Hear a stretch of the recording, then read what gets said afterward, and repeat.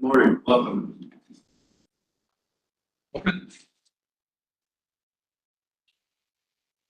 Are we on? We are. We're ready to go. Yes, she is. So unless you have something preliminary, Mr. DeLord, I thought I would go through a quick overview.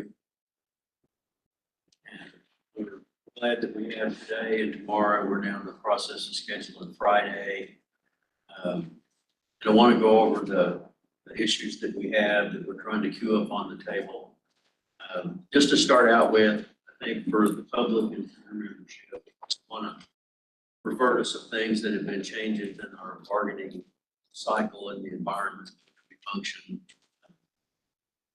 The last contract we actually had some reasons in there about Senate Bill 2 change city government entity, tax budgeting and so forth, because we didn't know what the language was going to be. Eventually that bill was passed.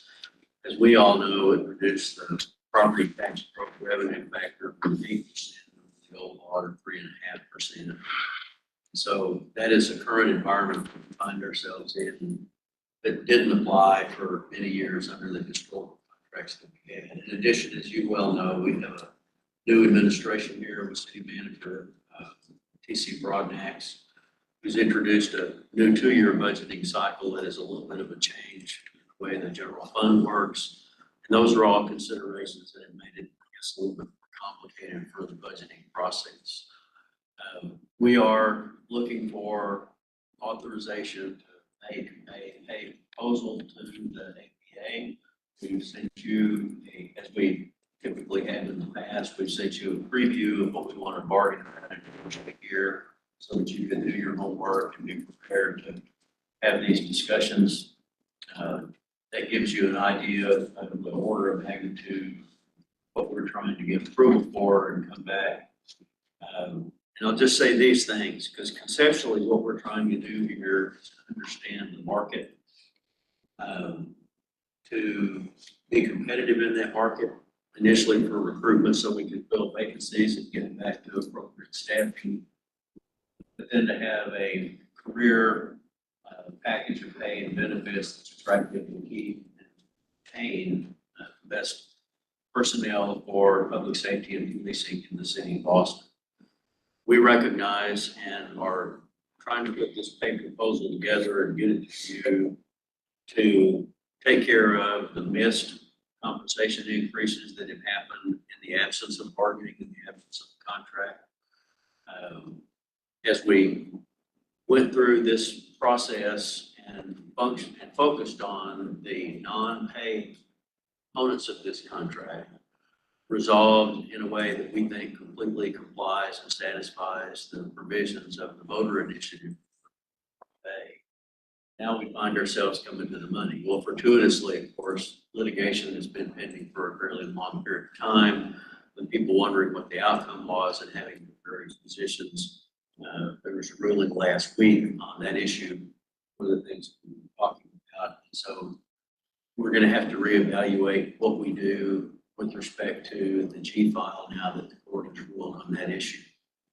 As frequently happens in litigation, that gives rise to a bunch of other questions, aside from the one that it actually answered, where it says that the city will have to comply by releasing G file materials in accordance with that Prop A language. So that's the first change that's interfered with what we thought we would be doing today. The other one is we've become aware of the fact that Fort Worth is getting close to getting solved at the bargaining table.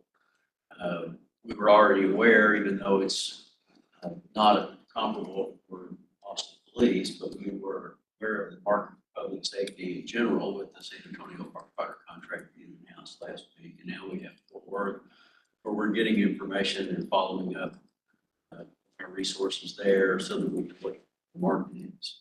So those are the considerations that we wanted y'all to understand. We've gone through and looked at the components in your proposal that we feel like need to be increased. The ones that we felt like should stay the same, either under the prior contract or under the ordinance. And put that preview together for you all so that we can have these discussions. I think that most of that is self-explanatory. We wanted to have an opportunity for questions or feedback from y'all today, so that as we finalize the pay proposal, hoping to bring that to you either tomorrow or maybe on Friday, that if there's things that we ought to revisit, reconsider, priorities that you have, things that we should move, or reevaluate, we wanted to have an opportunity to hear those today.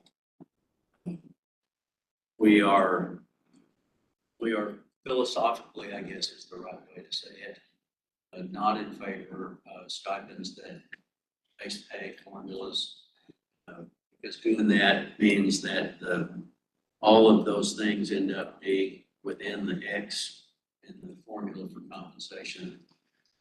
It grows over time, the way base pay does. We think that's appropriate and the way it should be for base pay. Public safety personnel get two forms of compensation increases. A lot of times the public maybe doesn't understand that. People that do this, part of what they do for a living, understand. You have step pay increases as well as base pay increases. And we think that that structure makes good sense, and we're opposed to the trend of converting stipends into base pay component.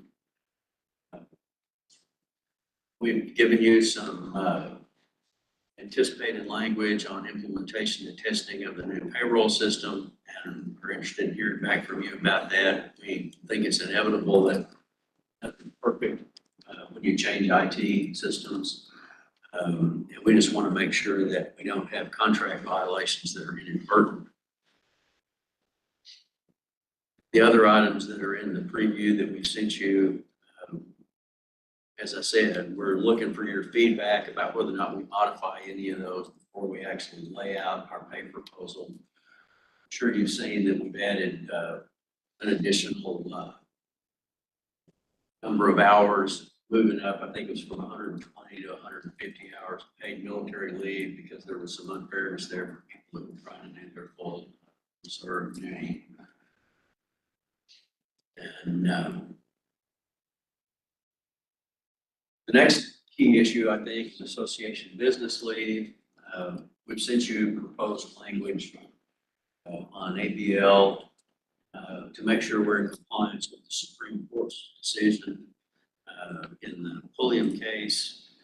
There was litigation, I don't even remember off the top of my head, it's a while since I read it, that was initiated complaining that using public funds to give people time off for union business was a gift of public funds under the Constitution. The city didn't agree with that. The city's always seen value of our police personnel and labor management working with their employee organization. And the Supreme Court indicated that tool that we have used in our contracts here and other places around the state, with some criteria in terms of the employer's control over that and how it's funded and accounted for. And so we've just taken language directly out of that opinion to make sure we're in compliance with that constitutional requirement. Certainly will be back from you those items. We've gone back and looked at the amount of time, the historical time utilization, and I think we feel like current rules are adequate. A lot of what we have to do going forward is to figure out what your priorities are, because we have some movement remaining. We can't do everything. And what we're looking at, frankly, is the kind of feedback to help us decide what are the priorities that will allow us to get things done.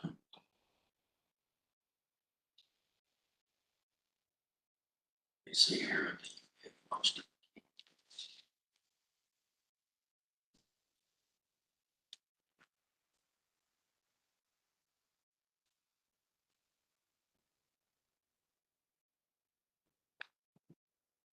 Given you some language on non-sworn functions. We previously had some discussions. Y'all have made it clear that we're not interested in contract provisions that would change the civil service standard about what constitutes a classified position in the department. So we've given you some clarifying language just to make sure that the contract doesn't change those terms and that we can go forward with positions that are not required by the statute. our preference in terms of the length of the agreement and the evergreen provision is to stick with the model we've had before, which is a shorter evergreen provision and around the state. But we also have made it clear in the past, and I actually think we have a mutual interest in this as to hiring and as to promotions, that those processes are not interrupted by contract expiration, because they're essential to continuing to have people in the department filling vacancies using the eligibility list and the hiring and selection and promotion processes that we have in place. And so we think it's a good idea to continue those provisions for a longer period of time. We have used some slightly modified language under funding obligations. This provision has been in the contract for a long period of time.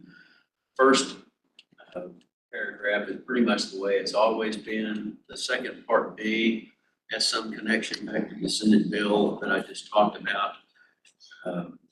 This language has been modified a little bit to recognize that voter approved budgetary options are obviously going to be far more common in the future.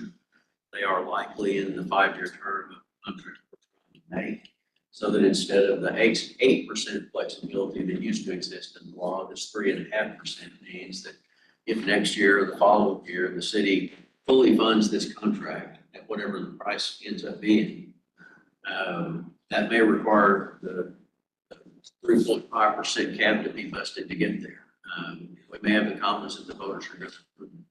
So this language just says that if the voters turn that down, that the pay raises that would have otherwise been fully funded with those dollars would be funded to the extent of the remaining portion of the budget, which could result in no change in police compensation for that year or some mathematical adjustment on a proportional basis, which we think is the fair way to do that under the circumstances that the voters have voted to turn down a budget that would exceed that amount of increase. So this winds up with the evergreen provisions of 24 months for the Article 13 promotions and Article 14 hiring. So that's our overview of the things we think that we need to get done. We need to spend time back at City Hall after we're able to wrap up today to try to finalize our authorization on the pay side of this, get our direction on what we do with the G-file language that we previously tentatively approved here at the table. We've been working on that this morning and plan to continue to do so. Sir, do you have anything else you want me to cover before I turn it over to the association, see what feedback y'all have? I don't think so. Thank you for your attention. You had, just a few comments, and Tyler and Christopher, they could say if they wish to speak. I think we know that we have to do something on trying to get some grip on what's going on, lack of people willing, police officers, and it's a problem that's nationwide right now, just more acute here maybe than some other places. So we have to figure out what is it that we're going to do to have the city be able to attract qualified applicants and then retain those people in a marketplace where police license now is affordable. There's over 3,000 law enforcement agencies just in the state of Texas alone, and many of them pay salaries that we just didn't think were ever going to happen, but are happening. People are paying it. So how do we deal with that? And within the confines of what the taxpayers are willing to pay. So we want to figure out how best to focus money to attract people and to get them to stay. They can leave, and then they go somewhere else and someone enjoys the benefits of that training. So we've got your preview, and we've got our own thoughts on it. And we get to that, I guess we'll go through it and tell you how we think best to approach it. We do think that it's important to get additional monies placed in the patrol. We think that everybody talked about it being the backbone of the department, it's never paid like the backbone of the department. It's a starter position, or you're trapped in there, or for various reasons you stay. But a lot of people want out, just because of the volume of calls, the work, the stress. So we want to figure out, how do we reward those men and women who are in patrol and are going to be taking 90% of the calls? How do we pay them in some form or fashion that gives them, yes, a reward for taking the hardest job, and then staying in that job, reach a point at which they can bed out and find work that's probably not as dangerous. How do we get them to stay and say, we really like you to stay if you are good at this? We want you to, or at least stay longer in the patrol. So anyway, we have give you some thoughts on that. There are a couple other things, our field training, bilingual pay. I'm not gonna cover them all. In shift differential, or where places that where finding officers are willing to do the training on top of their regular duties, how we compensate them, how we compensate people who are working on the ship. We have a small stipend now, but hardest jobs and the highest risk is probably on midnights on patrol and all night on the street. Just the pressure and the damage it does to your body from having to work shift work under high stress situations. So we want to make sure we focus some of the compensation in those places where we think officers should be paid more, taking that job on that particular time. And we'll go into all of that. The two things which you mentioned, and the city had put some language about recruitment retention in the city. We don't think that needs to be in the contract. They're not in the bargaining unit. You can spend whatever money you think will attract someone. You know, cities have a whole list of incentives they give to their recruiting division, bonuses and various other things of which they need. Whatever they tell the chief they need, the chief puts in the budget, the council approves it. You don't need our permission to do that. We're not concerned with it until they become a member of the bargaining unit, then we bargain over their pay and benefits. But we don't think. Could I jump on that? Sure, really quick while you're on absolutely, it? Yeah. I think the concept there was something that actually the APA had come up with last time, and it wasn't intended, and maybe we can recraft it to look how it should, so it reads properly. But it was intended along the lines of incentive programs to incentivize current officers to talk to their friends and maybe a current officer. It wasn't for the recruit, it was for current officers. So the way we crafted the language may not show that intent, but that actually was the intent. I don't believe those work, and I don't argue that we did. I don't argue that people do. I don't think they work. Got some evidence that giving somebody $50, some dollar figure, and you get your brother-in-law to come down to the police department. I just don't see those as productive. Yeah, but you're welcome to present them, listen to it. We think money, if it's going to be charged off to the contract, then we'd want money probably directed differently. But I just don't think, I haven't seen it work. There is money that does attract people to come down and apply, whether that's the person you want or not. Somebody at the city will sort that out later, but there are people that do attract people. I think it was not something we were costing off the contract at all. It was just kind of leaving the door open in case such a program, and those were just kind of general ideas that have been talked about. Sure. So it wasn't any cost on the numbers. We'll listen, if you have something, we'll take. This deal about the new payroll,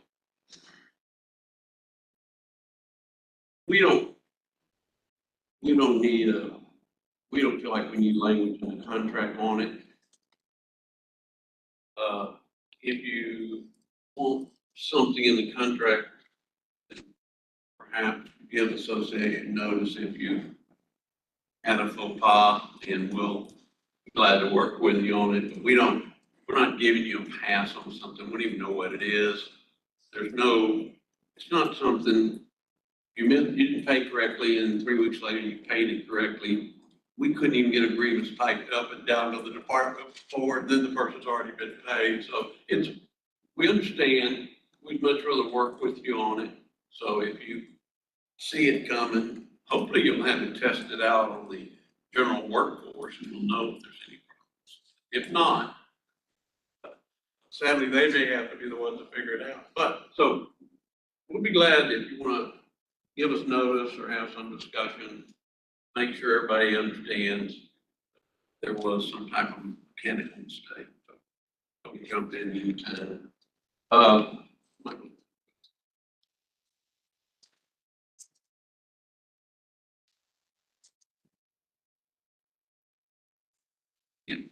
On the, just looking forward to the Association Business League,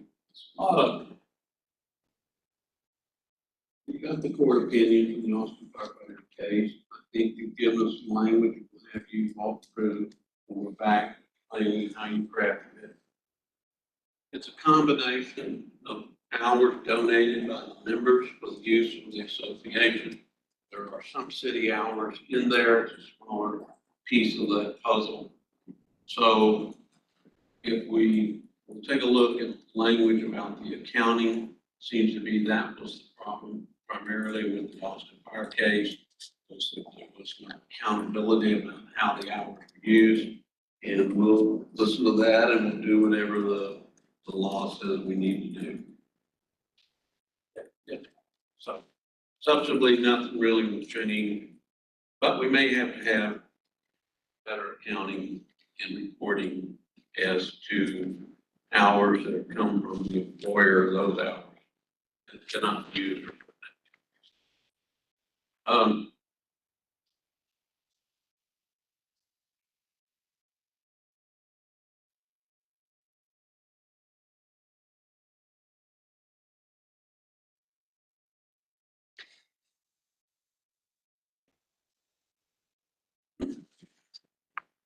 Oh, in Article 18, you've given us some language about non-sworn. If we don't think we need language in the contract unless we're having some blended sworn, non-sworn. For example, in San Antonio, in the crime scene, there are sworn officers and their civilians. So we contractually agreed on what that formula was and what their tasks and jobs were to keep them being in conflict with the statute. But the things that you're requesting here, I believe that the city already has a right and can do that and may have already been doing that on people doing barricades or traffic, whatever the law allows, we're okay.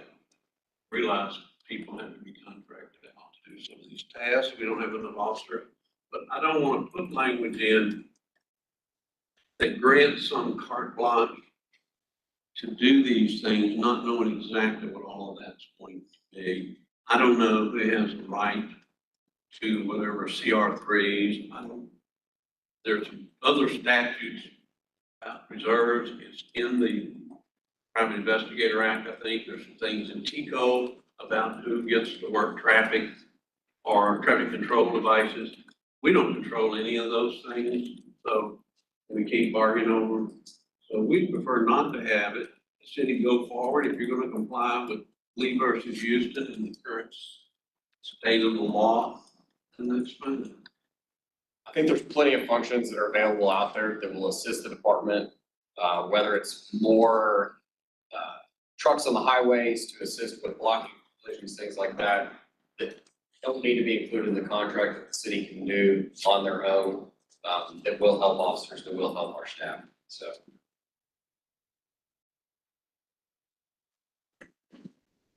Well, I'm gonna walk, we'll have you walk through the funding language. We've always had funding language. All contracts have funding language.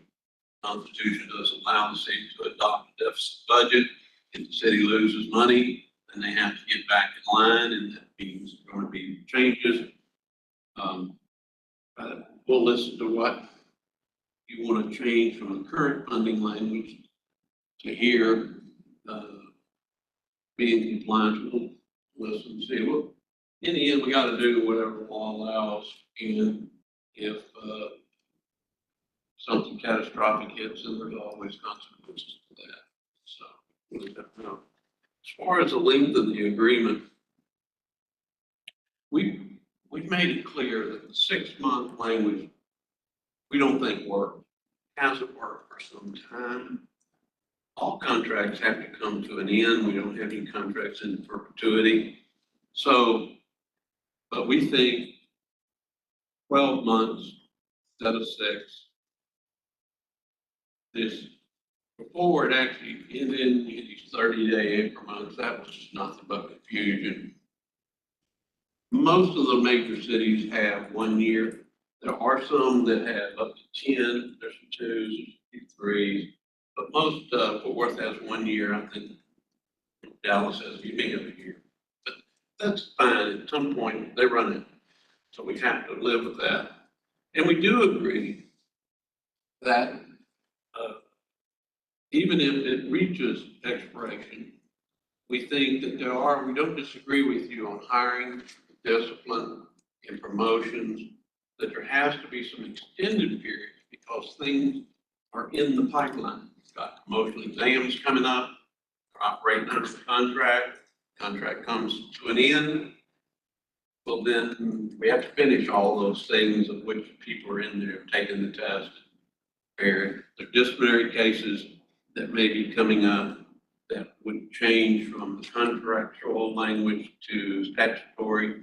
We have to weigh those. Also, people are in the pipeline being hired, have different probationary periods, more extended probationary periods under the contract. So we're not opposed to it. We do think 6 months is way too short. Big contracts keep moving, they're slow, and many of them move on past expiration, not in an impasse way, just takes time to work through all the problems and get them done. So, I think that's about it. And then it's just a matter of us looking at the city's economic proposals, what the association will want to do, what we can agree on, to reach some type of deal with. I can see daylight. So just. Fair enough, we appreciate that response. I will say, just kind of as an echo, the numbers that you put on the table and you commented on here, we do agree that some additional funding needs to be channeled into control because of the huge workload that you made reference to. And part of that's just both the quantity and then the format about how that works. We see the same needs for FTO, we see the same needs for ship differential.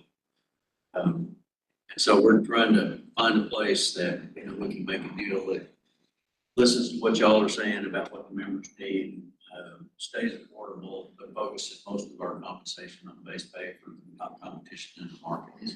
We appreciate you listening, taking a look at this. Like I said at the outset, we're hoping to have the authority to come back, knowing which of these pieces are going to be a part of it, what our final pay proposal is. We'll revisit the things that you pointed out today to see if we need to move anything or add anything here or there. What we're hoping to do is to let you know by email or text message later in the day if we have that authority for tomorrow or not, right? And so we will, unless there's something else you want to do here, put our shoulder to the wheel and try to get that thing. All right, thank you.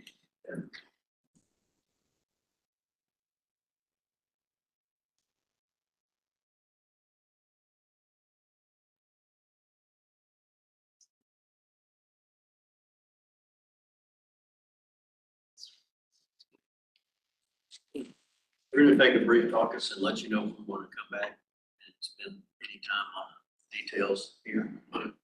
You can just give us like 5, 10 minutes. Yeah.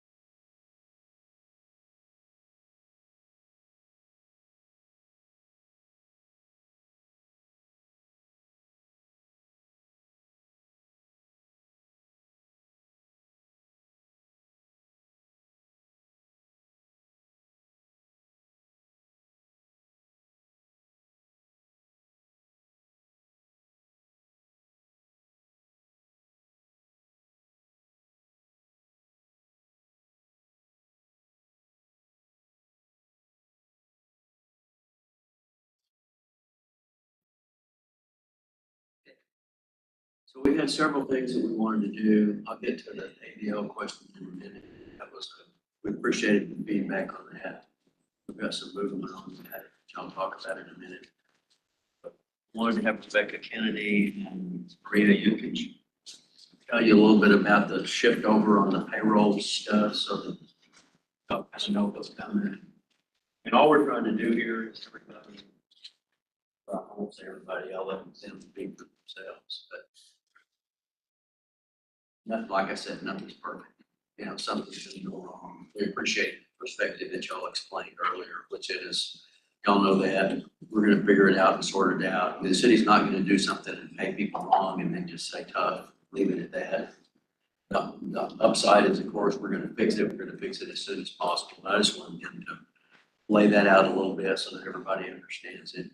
And several of the other things that you mentioned, wanted to talk about, wanted to give you a little bit further feedback for your internal discussion and see if we can get the ABL issue discussed a little bit.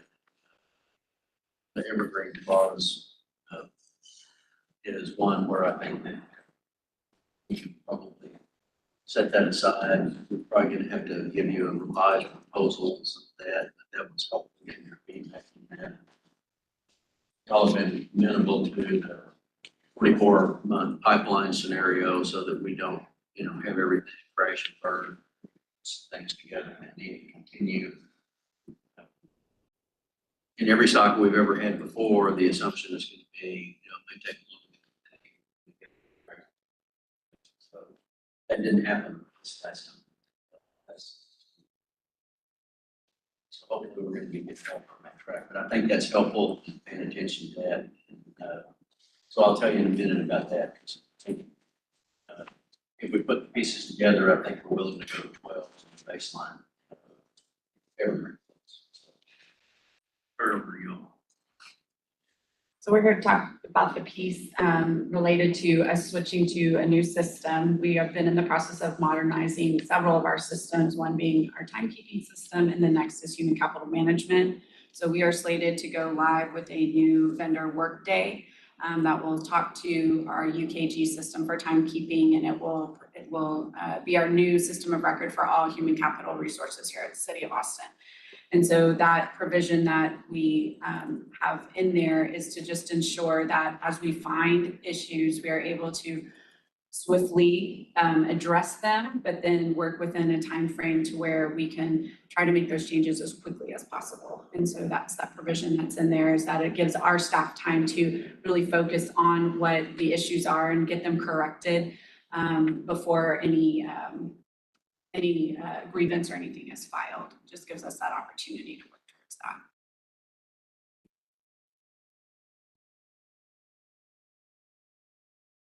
I think we understand that y'all been amenable as of late with any issues that we've had. And it's just keeping something out of the contract that we don't think entirely needs to be there, as long as we have a good working relationship between the APA and HR, and it seems like that's the case right now. We've been able to go back and forth, let y'all know of some pay issues that took place, and they were fixed in a timely manner. So as long as we're able to maintain that, we just don't feel that there's a need to build in that sort of language within the contract. We understand that rolling out new programs take time, and we're not here to make things more cumbersome. Ron kind of explained it. The process of filing a grievance would exceed that which it would take y'all to even fix the problem, so. Yeah, I think I'll use a generic you. If you feel that you need to say something, then just you don't want to, we're not blessing anything, and if it's a problem, just tell the association there's a problem, try to resolve it, so I don't want to create a process that would generate a grievance.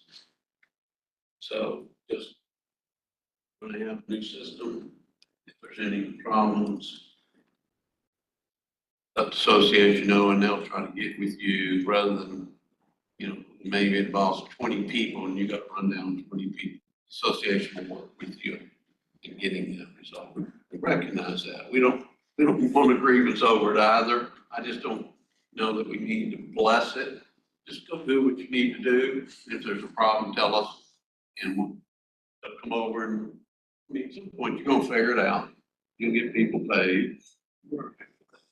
And we don't think, just as a corollary, it's not the kind of issue that takes a reopener or something like that. You know, this is an informal resolution. Everybody's gonna fix it as soon as possible. Get together and talk about it if there's hangups.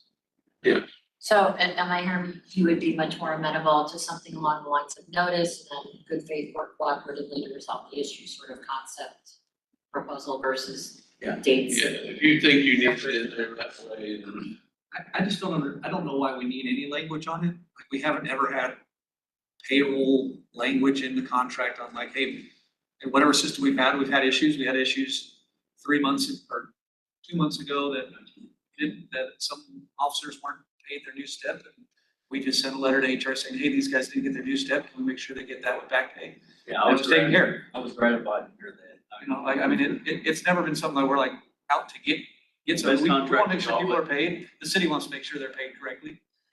So I just, and I'm not quite sure what the section says. It says 30 days before implementing and then 90 days to fix whatever, or that no grievance filed within 90 days. Is that within 90 days of the implementation of the new system, and then that section doesn't apply anymore? Let's talk about it, because I think you're making a good point that maybe we're creating a problem by overstructuring it, you know. Yeah, The only good labor agreement has to go with Yeah. a relationship, and that's what you're saying that you have. Yeah, because anytime we've had issues, we just make sure we figured it out. And I would say that's been true with the police department. I know that some of the meetings that your union has had with Maria have stemmed from fire grievances over payroll issues, not police grievances, but that then she's cooperatively worked with y'all to resolve it prior to anything being filed. I think that's correct, yeah. So it hasn't been a problem in the past, but it with this union, but it does sometimes become a problem, so we were trying to preemptively. But we'll take a look at what we have on there and try to simplify our concepts there and just make it a lot easier. Appreciate the conversation. Did y'all have anything else you wanted to specifically point out about that? Okay, appreciate it. you're welcome to stay for the everything. If you weren't Well, wait, speaking As we before, go our church over to the. I know you've been going back to work. Should have brought up. Thank you. Thank you, guys. Thank you.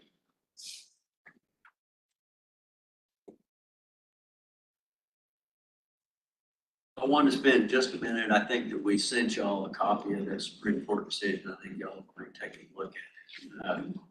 But there were some back and forth briefly on the MDL.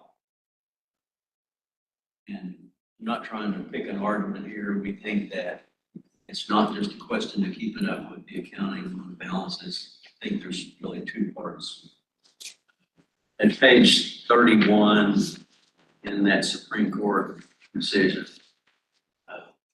talks about, it says, put another way, the city cannot make a no strings attached payment to the association. When it's talking about payments, it's talking about allowing people to be off on leave or funding that leave in the form of a payment. You made a good point, Ron, that we have a model here that historically was jointly funded with donated leave and city contributed time. For the analysis in this case, that probably would be relevant, but it's not controlling. It says, and the Supreme Court validates the ABL, which they should have, and we're glad they did. First is control over how it's used. Article 10 does not authorize it for any purpose, and then it talks about that. And then has the subject to the operational needs of the department. And so we just wanted y'all to know that these provisions in that part of the opinion, that the chief has the duty to deny even purest uses of ABL if the department's operational needs require it. So that section in there and the footnotes that are below it are the basis for the changes that we put there on the ABL section. We believe that historically, the system that we've got is highly accommodating, that it's adequately funded, that it works appropriately and fairly, and that the public has a benefit of of the ABL being part of the whole process. And then that shifts over into the other thing in the course of our discussions. You talked about the pipelines that are inherent in this contract. We've got the hiring and the promotion process, aspects of the disciplinary process to where once things start under the contractual model, they ought to be able to continue. And we laid out in our review that we would like to have 24 months on those. We're going to go back and revisit some of those issues that we mentioned in the discussion today and finalize that proposal. But it's a fair trade. We all agreed when we talked about this that doing a 12-month overall baseline evergreen makes good sense. We didn't preview that we sent you had the 6-month in it, but we're willing to, find a middle ground because that's all we're trying to do. We're trying to have a feasible, responsible transition that doesn't create unnecessary confusion for the members or controversy and, grievance arbitrations. So we wanted to let y'all know that, and we'll revise that proposal before we get back together either tomorrow or Friday, whenever it ends up being. On the funding obligations, I wanted to give you a little bit more feedback on this because we haven't talked about this, I don't think, so far in the cycle. I wanted to give you some guidance so you could read the proposal and tell you what we've done. Already explained the big picture is that we went back and said, well, we need to look at this language because the language from the last contract actually was before the Senate Bill 2 provisions took effect and make sure that they were correct. So the draft that we gave you deletes the last sentence that was in the first section before. Then it includes the new information talking about under B, in the event of any change in state law that modifies the city's budgetary and or revenue authority. We put that in there when Senate Bill 2 was pending and hadn't been passed yet. And so since that could happen again, we decided to leave it in there. And then we've added to it the part that actually is in Senate Bill 2. If the city council adopts a budget requiring a voter-approved tax rate election, and the voters don't approve it, the chief financial officer for the city shall determine any portion of production necessary to meet the funding obligations set forth in this agreement under the actual implemented budget for the year. A certification shall be provided to the city council. And the reason we decided, after we broke briefly this morning, is that we've specifically written this to where we're not setting this up to where the voters' approval, voters' disapproval doesn't mean that the contract doesn't get funded the way it was written. What it says is the council has the authority to make proportionate adjustments to funding obligations for the relevant fiscal year. And of course, after the full opportunity for the association to address that. And so I believe that to the extent that your membership is going to say, well, why would you take, 0.32% out of our contractual pay raise instead of adjusting that elsewhere in the budget? Well, they might not. And so that opportunity is still there. And we don't necessarily, we're not adamant about the deletion from the prior language in there, which talked about a period of 30 days concerning the way the adjustments are made and so forth. Kind of like the conversation we just had, I think we felt like that language was overly complicating things. And so we're still open to reconsidering that. The last part that we put in there under C, which I think all of the funding clauses around the state may well have a defect or an oversight or whatever, is that a lot of these things, when the lawyers look at the Constitution and talk about what you just referred to, Ron, about the fact that we have a deficit budget, we can't spend more money than we take in from year to year. And that is that, there is a fund balance and a reserve fund, rainy day fund, whatever you want to call it. That's what the state apparently calls theirs. But every city government has a funding model to where they have, a savings account for catastrophic problems like COVID and Snowmageddon, all those kind of things, to where money that you don't normally need to do something different about it. And so C just writes out the general reserve fund from the normal formula, because the normal budget process doesn't use those funds. Those funds are not there for annual expenditures.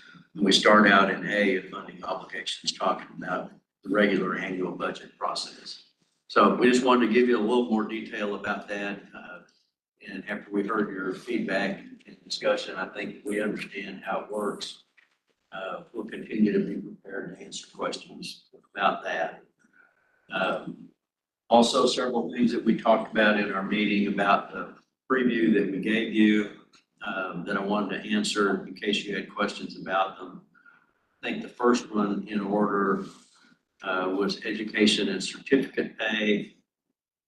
We had made some modifications in that language, which are nothing more than complying with the way that accreditation happens for the institutions that we're paying for. So that's, in our view, that's just compliance language. All these colleges and universities have their little boilerplate language about how accreditation works. And you'll see the TCOL reference there. I think we're following exactly the same rule that they do. So that's just an explanation.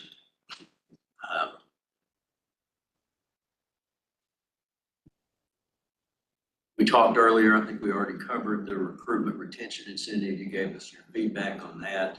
And we just covered the implementation testing and payroll system. We'll figure out whether or not we feel like we need any language on that after our discussion today.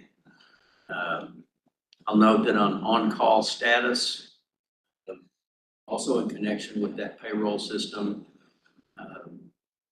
this contract talks about comp time. That term comp time may well change in the new payroll system.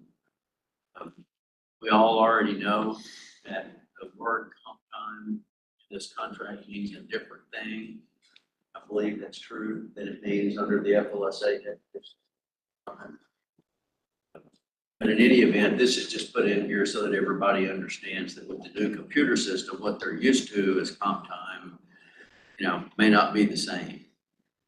And we can talk about that if anybody has concerns about it. We just didn't want to end up with everybody being confused because, well, this is the way it used to work and it used to say this and now it doesn't say that. It'll be the same, it'll just have a different code, in other words. I mean, it's just that.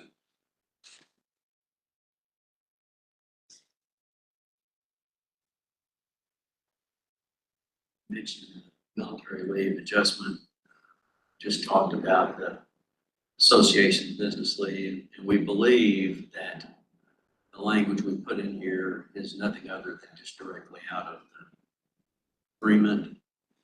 There's no intention there to overreach or change the way that works, just to make sure it's clear that it is in compliance. Got y'all's feedback on the non-sworn positions, and we may well be comfortable with just leaving that because that's up to you.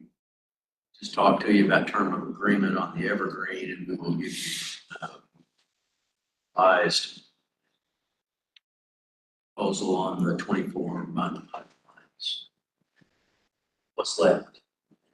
That's all of mine. Just your general. Oh, and just to go back to where we started at the beginning. We would like to have, as soon as it's available, the information that's public. We're not asking for anything, obviously, that's none of our business, but what's going on in Fort Worth, we'd like to find out as soon as y'all have public information that we know. I've asked one of our lawyers to used to there. I think you did work with Kelly, didn't you? Kelly Alvin is in our league city. Work with her, but not in, I don't remember. I have worked with her. So anyway, I asked her to call Chris Trout and touch base with the city folks up there. We just like to share information. We'd like to tell you what we hear and what we get, because that's relevant to our pay proposal. And, in our mind, this contract cycle is much different perhaps than it's been in the past. We see the Prop A questions that we have spent lots and lots of time and days and work on as being a silo that's separate and independent of the market piece. And so right now, it may be confusing to people because we've had two things happen at the same time. We found out Thursday or Friday that Fort Worth was maybe close to a handshake on a proposal. And that's definitely relevant to our market study, as you know, which y'all have. And then simultaneously, we have a court ruling that creates some major ripples in the water in terms of what we had thought we had already put to bed on the Prop A issue. So those things are going on at the same time. They're not the same thing. We see the market and the compensation and the cost on this contract as a separate issue. And I think it's been apparent that we've tried to solve those Prop A problems independently of Congress. And so we're going to continue to go forward. We appreciate y'all coming back to hear about these other things. And we will let you know as soon as we do about meeting again tomorrow. We're hopeful that that's going to happen because we're trying to go forward and get this deal done if it can take place. Otherwise, we'll be ready for Friday. Any further comments or feedback? No, I would just say for the public or anybody watching, if we're not meeting tomorrow, but miss the deadline to cancel or postpone with the city clerk, we will put it on our own website so that you can look at the City of Austin LRO website for that information. For example, if it's, 6 o'clock tonight, that's decided, we don't want people, turning on or coming in and, there's nobody here. So, well, this is not the location anyway, but we'll put that on our website. Feedback. Well, I think you've covered it. We understand the questions. Reference for money settled, so that's public. City may have known this subject accepted. We did not because in the for the holiday, the city has not done the wage tables or given us some of the data. I sent you what they publicly released. Just the numbers. The city's off. Yeah, but that's all should be done today. I'll double check. And then there's just some loose ends for Thursday that have nothing to do with money. There's some other mechanical things in which we haven't finished. But hey, it's a 4-year contract. And this is a one. You're going to be back up there Thursday. I'll be there Thursday. So, but I'll check today to see. I was waiting on the wage tables and the city's cost. Excellent. All right. Thank you all for your time. Thank you. Thank you.